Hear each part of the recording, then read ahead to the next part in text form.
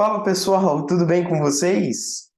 Bom, vamos retomar o nosso curso de contratos, né? Porque ainda falta, sem sombra de dúvida, várias modalidades de contrato para a gente estudar. Nós terminamos o estudo do contrato de locação, demos aí um enfoque naquelas disposições da locação constantes no Código Civil, tá?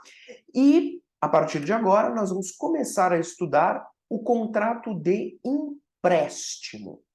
Sem sombra de dúvida, outro grande contrato, né? Grande importância. De todos os contratos que nós estudamos até agora, eu acho que contrato de compra e venda, contrato de doação e o contrato de empréstimo, que nós vamos começar a partir de agora, eles são, até o presente momento, as modalidades de contrato mais cobradas em provas e concursos, tá?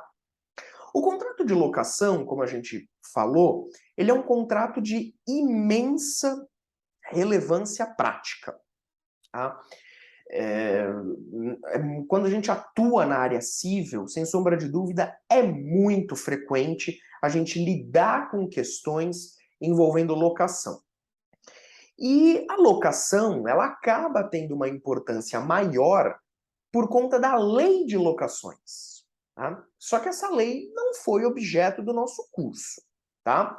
Então, ainda assim, eu digo que, por enquanto, o nosso pódio, nós temos o contrato de compra e venda, o contrato de doação e, a partir de agora, o contrato de empréstimo. Então, se você está se preparando para OAB, concursos públicos, esses três contratos você precisa saber de cor e salteado, tá bom? Vamos voltar aqui com o nosso compartilhamento? Pronto! Contrato de empréstimo. Vamos lá. Começando aí, em uma introdução, Flávio Tartucci conceitua esse contrato como o negócio jurídico pelo qual uma pessoa entrega uma coisa a outra de forma gratuita, obrigando-se esta a devolver a coisa emprestada ou outra de mesma espécie e quantidade. Bom, aqui a gente tem uma introdução trazendo um conceito doutrinário sobre o contrato de empréstimo, tá? E eu quero destacar duas informações. Primeiro, a natureza gratuita, né, de um contrato de empréstimo. Então, quando a gente pensa em contrato de empréstimo, a gente tem que imediatamente pensar que nós estamos lidando, na sua essência, com um contrato gratuito. Ah, professor, mas a gente tem empréstimo oneroso também. Se a gente pega um empréstimo de dinheiro num banco, por exemplo, você tem lá os juros, né? Empréstimo de dinheiro a juros. Tudo bem. Neste caso, nós até podemos, sim, ressaltar a natureza onerosa do empréstimo. Porém, verdade seja dita, do ponto de vista doutrinário, pelo menos, o contrato de empréstimo ele tem um forte viés gratuito. O contrato de empréstimo de dinheiro a juros, que nós vamos falar também ao longo do curso, ele existe, tá? Mas nós poderíamos dizer que essa natureza onerosa, ela acaba sendo uma exceção, tá? Então eu quero destacar, em primeiro lugar, a natureza gratuita do contrato de empréstimo. Segundo ponto que eu quero destacar é isso aqui, ó, a questão da devolução da coisa emprestada. Gente, é da essência de um contrato de empréstimo se devolver a coisa emprestada quando o contrato termina, tá? Porque senão, se nós admitíssemos que um contrato de empréstimo, ele permite que a pessoa fique com a coisa emprestada, teria, então, um empréstimo perpétuo, nós acabaríamos caindo num outro tipo de contrato, como, por exemplo, uma doação, né? Se eu entrego uma coisa a uma pessoa, de forma gratuita, e essa pessoa não devolve a coisa, não precisa devolver a coisa, então me parece que nós acabamos caindo muito mais no campo da doação que efetivamente num contrato de empréstimo. Então, em regra, pelo menos, não é da natureza do empréstimo gerar a transferência de propriedade da coisa. Tá? Claro que nós podemos ter desdobramento de posse, etc. Tudo isso a gente vai analisar, mas o fato é que a essência de um contrato de empréstimo é exatamente a devolução da coisa emprestada ao fim do contrato. Tá bom? No direito civil brasileiro, nós temos duas modalidades de empréstimo. Tá? Então, claro que a gente está falando de empréstimo, nesse primeiro momento, nessa introdução, nós estamos falando das características gerais do contrato de empréstimo, características que valem para qualquer empréstimo. Mas o fato é que o empréstimo, ele é subdividido em duas espécies. Nós temos como primeira espécie o comodato. O comodato, ele é o empréstimo de bem infungível e inconsumível. Num comodato, a coisa emprestada tem que ser restituída, tem que ser devolvida ao fim do contrato. E no comodato, a devolução ela tem que ser exatamente da coisa emprestada. Então, se porventura eu faço um comodato e o objeto do comodato ele é um determinado bem, vamos imaginar, um imóvel. Tá? Eu emprestei em comodato um imóvel para alguém. Ao final do contrato, é aquele imóvel que me tem que ser devolvido. É aquele imóvel. Não é outro. Ah, eu vou te devolver um outro imóvel semelhante, de mesmo valor? Não. Então não é comodato. Tá? A essência do comodato é que o objeto dele seja um bem infungível e inconsumível. Por isso que o comodato, doutrinariamente, ele é chamado de empréstimo de uso. Então, se você... alguém te perguntar o que é o empréstimo de uso? O empréstimo de uso é o comodato, onde você empresta a coisa, o sujeito usa essa coisa por um determinado período de tempo, e terminado o contrato, ele te devolve exatamente a coisa emprestada. Tá bom? É diferente do mútuo, da segunda espécie de empréstimo que nós temos. No mútuo é diferente, porque mútuo é empréstimo de bem fungível, consumível. E no mútuo acontece uma coisa interessante, que a coisa emprestada, ela é consumida, ela desaparece. E aí, quando o contrato termina, eu não consigo devolver exatamente o bem emprestado. Mas eu devo devolver uma outra coisa, um outro bem de mesma espécie e quantidade. Percebeu? Então, quando a gente pensa, por exemplo, num empréstimo de imóvel, nós geralmente caímos num comodato. Coisa infungível, inconsumível, terminou o contrato, eu devolvo exatamente a coisa que foi emprestada. No mútuo, não. Como no mútuo o bem é fungível, é consumível, quando a pessoa usar a coisa emprestada, ela vai desaparecer. E como não vai ser possível devolver exatamente aquilo que foi emprestado, eu vou ter que devolver outra de mesma espécie e quantidade. Geralmente, quando nós pensamos em empréstimo de dinheiro, nós pensamos em mútuo. Percebeu? E o mútuo, ele acaba sendo chamado de empréstimo de consumo. Empréstimo de consumo. O empréstimo de uso é o comodato. O empréstimo de consumo é o mútuo.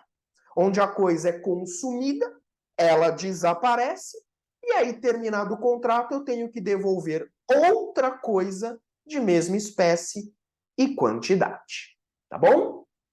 Agora, seja comodato, seja mútuo, esses contratos de empréstimo, eles são classificados como unilaterais, gratuitos, como eu falei, né? A gratuidade, ela é da essência de um contrato de empréstimo. Tudo bem, você tem um empréstimo de dinheiro a juros, onde nós vamos ter uma natureza onerosa. Vamos falar disso, mas não é a regra, tá? Vamos ficar primeiro na regra. Então, os empréstimos, seja mútuo, seja comodato, em regra, são unilaterais, gratuitos, comutativos, porque não tem risco, as partes conhecem as prestações muito bem. São contratos informais, portanto, podem ser contratos celebrados verbalmente, não precisam ser por escrito. Veja, estou falando que o empréstimo, em regra, é informal, não precisa ser escrito. Mas nada impede que ele seja. Geralmente, quando as partes querem conferir maior segurança ao negócio, elas fazem por escrito. Basta você pensar no empréstimo de dinheiro. Você vai num banco pedir dinheiro emprestado, é óbvio que o contrato vai ser por escrito.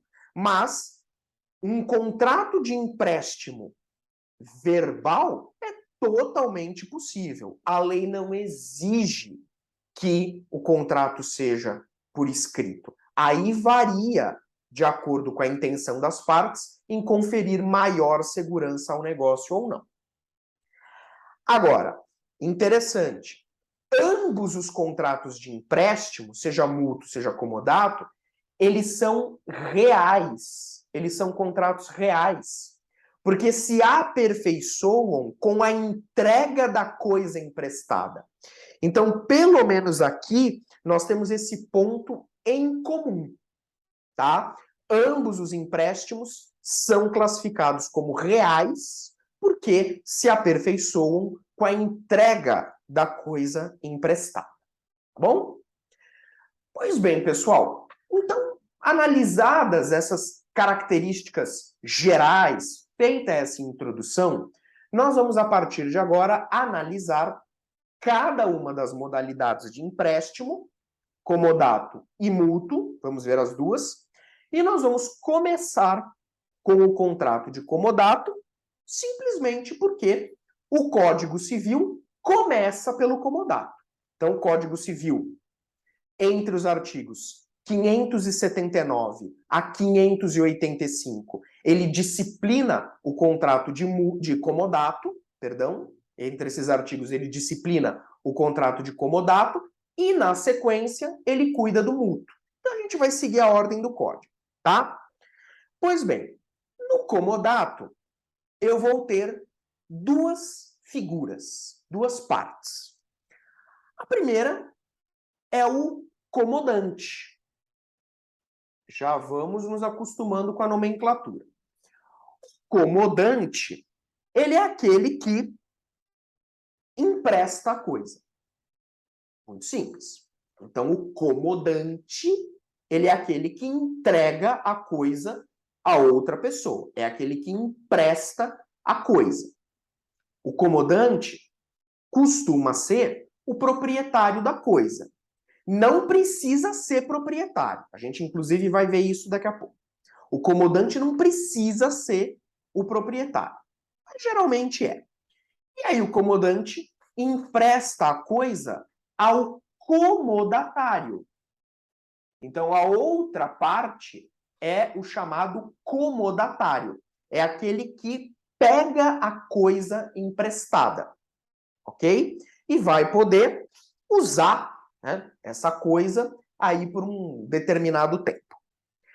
O objeto do comodato, já falei, mas friso, é algo infungível. É uma coisa infungível. Então, infungível, como a parte geral do código nos ensina, é aquele bem que eu não consigo substituir por outro. Então, se a gente parar para pensar, imóveis, por exemplo, são infungíveis. Porque os imóveis, eles são únicos. Ah, professor, como assim? Eu moro num prédio, por exemplo, que tem 4 apartamentos por andar, os 4 são iguais. Tudo bem, eles podem ser iguais do ponto de vista físico, né? Todos têm 3 quartos, 2 banheiros, tudo bem, perfeito.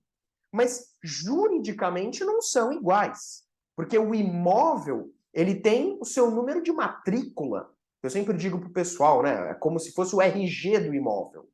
Então, imóvel é infungível. Cada imóvel tem o seu número de matrícula. Então, juridicamente, não existem 2 imóveis iguais. Porque se você for no cartório, cada um tem o seu número de matrícula, tá? E aí, num comodato, você empresta uma coisa infungível para alguém, para que essa coisa seja utilizada por um determinado período de tempo, e quando o contrato termina, a coisa é devolvida. Pois bem, um comodato pode ter como objeto bens móveis e imóveis. Tá? Porque, como eu disse, ambos podem ser infungíveis. Está aqui escrito. Na verdade, os imóveis, eles são sempre infungíveis, porque tem esse número de matrícula que eu acabei de explicar. Os bens móveis, eles podem ser fungíveis ou infungíveis, tá? Então, imóvel é mais fácil, porque imóvel é infungível, porque tem a matrícula, beleza. Agora, bem móvel pode ser os dois. Existem bens móveis, fungíveis e infungíveis. Se a gente parar para pensar num carro, por exemplo, o carro ele é bem móvel, infungível. Não, professor, como assim? Poxa, esse modelo de carro, quantos tem rodando por aí? Sim, mas novamente, o carro, o automóvel, ele tem o quê? Um número de chassi, que é o número de identificação, que cada carro tem o seu. Então não há 2 carros com o mesmo número de chassi. Então, carro é bem móvel, mas é infungível. Tá bom? Beleza? Esse contrato, contrato de comodato, ele é um contrato que a doutrina chama de intuito personae. Intuito personae. Por quê? Porque ele é um contrato essencialmente baseado na confiança das partes. Então, a figura do contratante, a pessoa do contratante é essencial, porque existe toda uma relação de confiança por detrás de um contrato de comodato. Então, o comodante, ele confia no comodatário. Por isso que ele resolve fazer o empréstimo. Né? Veja, eu quero emprestar o meu carro. Emprestar o seu carro é uma coisa séria. Tem um monte de repercussões aí envolvendo seguro, etc. Então, você emprestar o seu carro é algo sério. Para você emprestar seu carro para alguém, teoricamente, deveria haver uma relação de confiança. Então, eu não vou emprestar o meu carro para qualquer pessoa. Eu vou emprestar o meu carro para aquele comodatário porque eu confio nele. Então, ele é um contrato intuito personae. Em relação a prazo, a lei, subentenda-se aí, o código, não define nem prazo mínimo para o comodato, nem prazo máximo. Então, o código ele deixa esse aspecto à vontade das partes.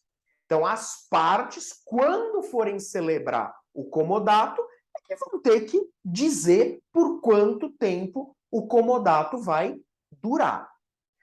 Agora, verdade seja dita, a temporariedade é essencial para um comodato. Porque a gente não pode, como eu disse agora há pouco, admitir que o contrato de comodato dure para sempre. Porque senão nós poderíamos acabar caindo em outra figura contratual, como, por exemplo, uma doação, né? Então, não tem tempo mínimo e máximo previsto em lei, mas as partes deverão definir um prazo, tá? Então, a temporariedade é da essência de um comodato, assim como a gratuidade e a infungibilidade do bem. Essas características, elas não são meramente trazidas pela doutrina.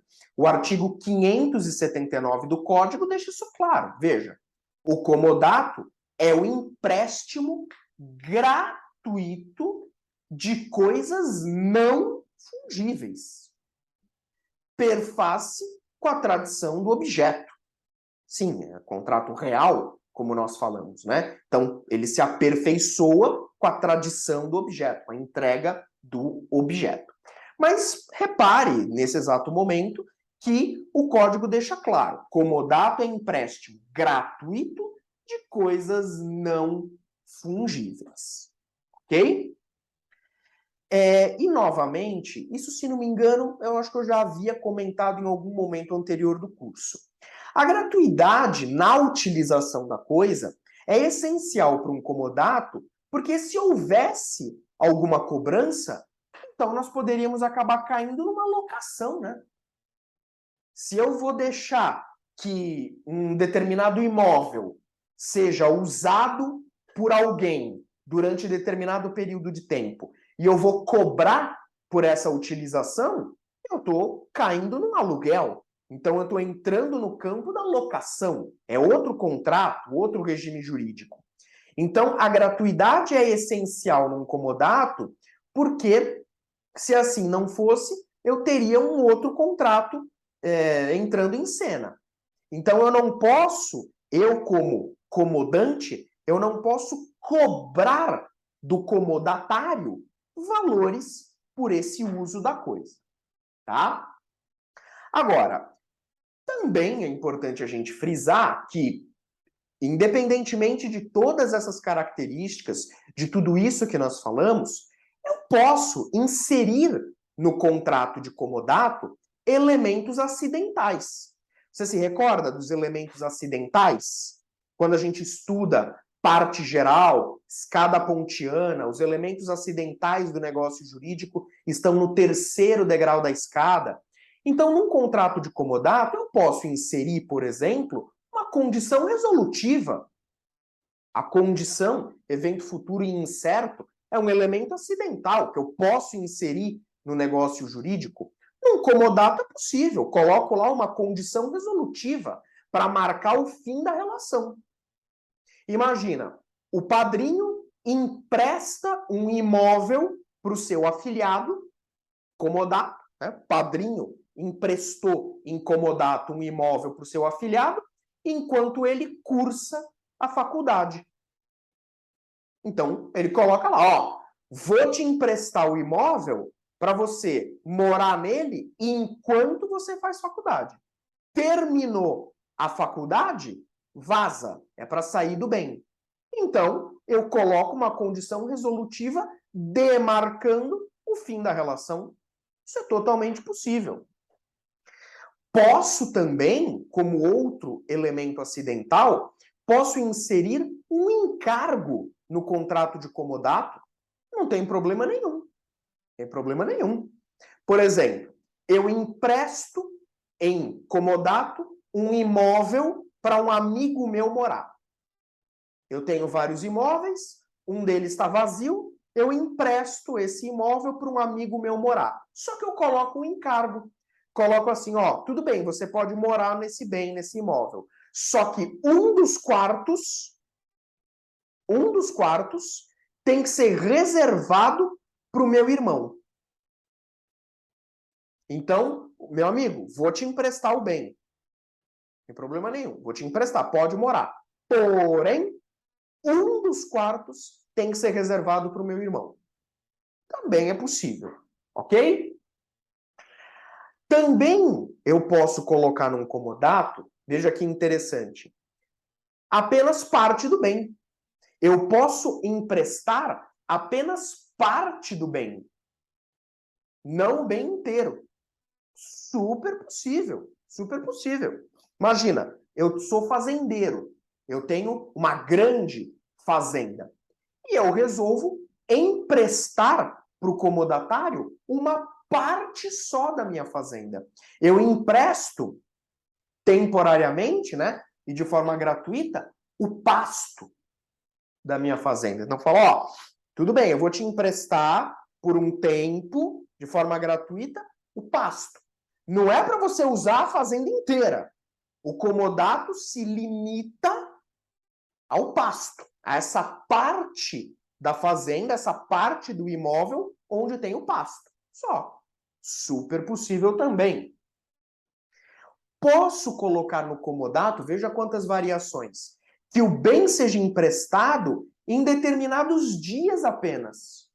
Ou seja, você não vai poder usar o bem todos os dias. Eu vou colocar aqui no contrato de comodato quais são os dias que você pode usar o bem. Por exemplo, só pode usar o bem nos fins de semana. Também é possível. De segunda a sexta não pode usar. De segunda a sexta não pode usar. Sábado e domingo pode. Também é possível. Ok? O contrato de comodato, como nós já vimos, ele via de regra é informal e não solene. Tá? Então, informal, porque ele pode ser celebrado verbalmente, não precisa ser por escrito, e, claro, não precisa de escritura pública, então não solene.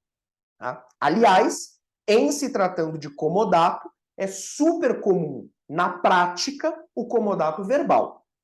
É super comum na prática comodato verbal. Agora, também tem aquilo que eu expliquei. Se as partes quiserem conferir maior segurança ao negócio, pode fazer por escrito, não tem problema.